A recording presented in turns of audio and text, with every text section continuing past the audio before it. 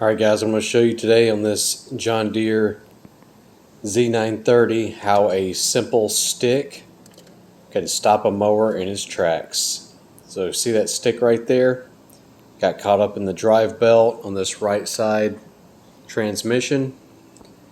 It shredded the belt. See the stick right there? Just a small little stick. And also when that belt came off, it ripped the cooling fan for that hydro. I'm going to put a link down in the description. Changing this belt and that fan's actually pretty easy. I'm going to put a link down in the description of a video I made showing how to change these drive belts on these John Deere Z930 commercial mowers. Thanks for watching. Subscribe to the channel and like the video.